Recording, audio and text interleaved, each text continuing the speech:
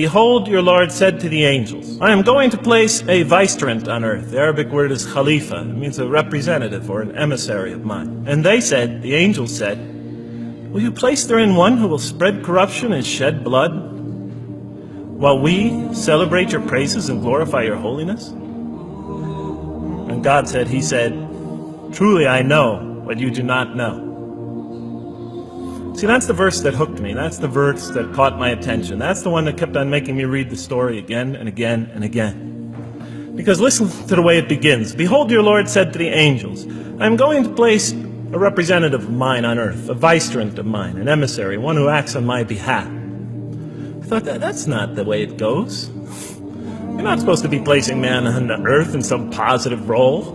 You place man on earth as a punishment for his sin. Clearly, I knew the author didn't quite get the point.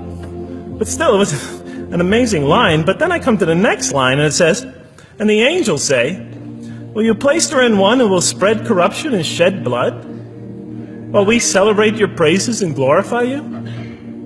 I looked at it again. I couldn't believe the question. I looked at that and I said, exactly. That would be my question.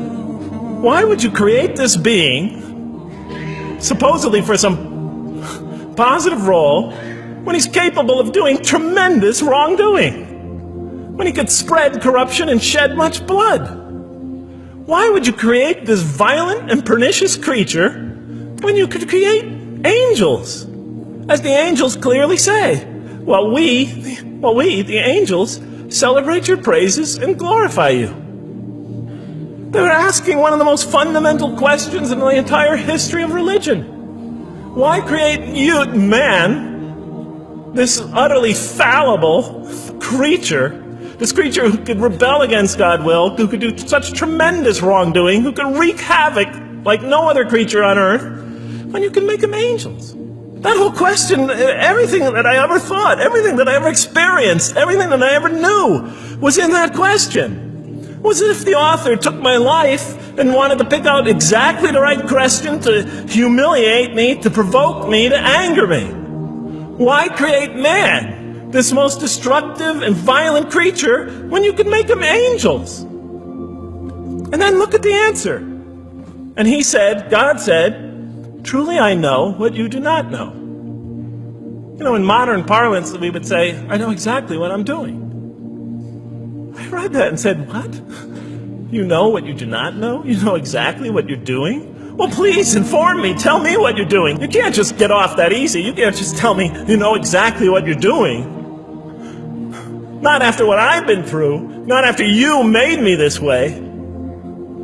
And then I realized, of course, I was arguing with a God I didn't even believe in. And that would happen several times as I read through the Quran. And sometimes I would just get into so agitated by what I read, I'd start arguing with this voice that I'm reading before me, that's calling to me. So we turn to the next verse. It turns out that the Quran just doesn't dismiss the question. It starts to answer it a little bit. And in the next verse it says, "And he taught Adam," God taught Adam, "the names of all things. And then he placed them before the angels and said, tell me their names if you are right." So this verse is clearly referring to the previous one. But notice what it says. "And he taught Adam the names of all things." So here we see Adam is not only just a creature who knows how to name things, who's acquiring the gift of language, but he's also a learning creature. God is teaching him. Now right here, right in this verse, and it'll come even clearer in the subsequent verses, that the very first thing that the Quran is going to emphasize here is man's intellect. He is a learning creature. He is taught. And what is he taught? What is one of the great intellectual gifts he's given in response to the angel's question? The gift of language. Because through language, mankind can not only learn, but he could learn things not only through his own experience, but he could learn things that other people have experienced of times and places that are hundreds, thousands of years and miles separated from him. And so that all our knowledge becomes cumulative. Every generation learning from the generation before it. I'm learning today from authors I read from other sides of the world that may have existed 2,000 years ago. And so we all contribute to our collective learning and knowledge.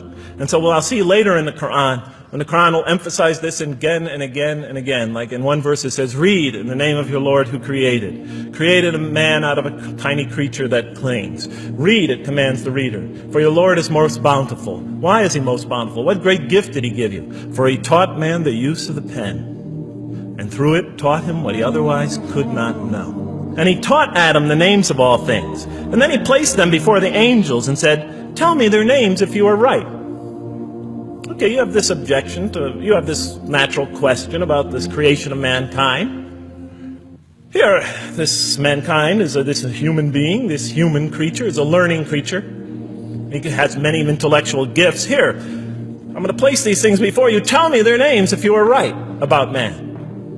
And what did the angel say? Glory to you. We have no knowledge except what you have taught us. In truth, it is you who are knowing, the wise. They say this task, this intellectual test that's put before them is beyond their grasp. And so in the next verse we read, and he said, oh Adam, tell them their names. And when he had told them their names, notice how it's just like it's nothing for him. For mankind, he has this phenomenal ability. And that's clearly the point of these verses. Even though I felt that the author didn't quite, it was as if I realized that he didn't misunderstand the story.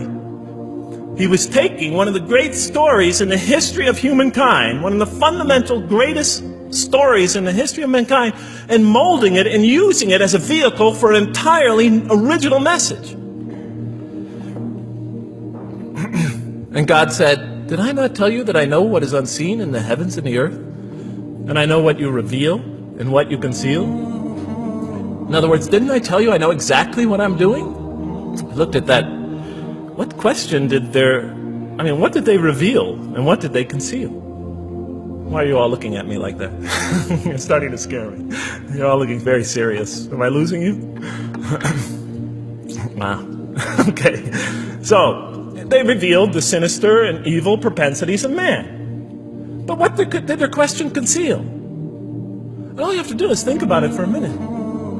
Human beings, yes, they could do evil. Yes, they could do wrong. Yes, they could create misery. But they could also do exactly the opposite.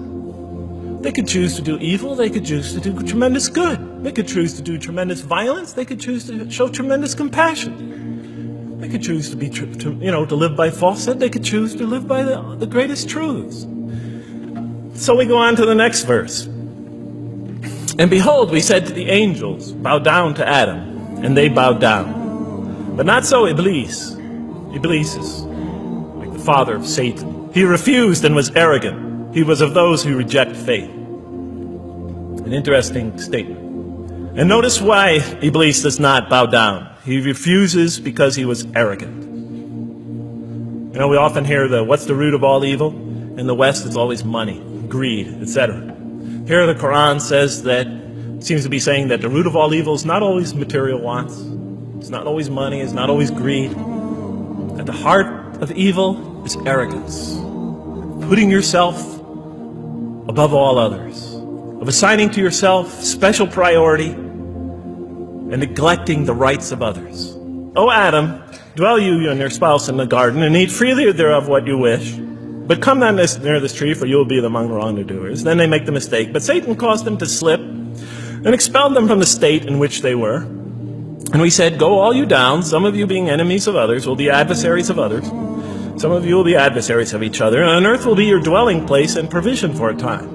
Let's go back from where we started. First, mankind is being taught. We see he's an intellectual being. Then we show he's a moral being.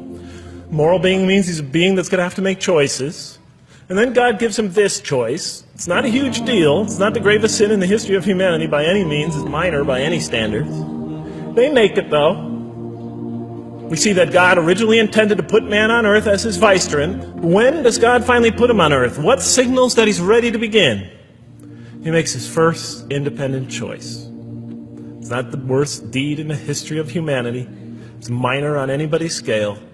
But it shows that mankind is ready to act on his own.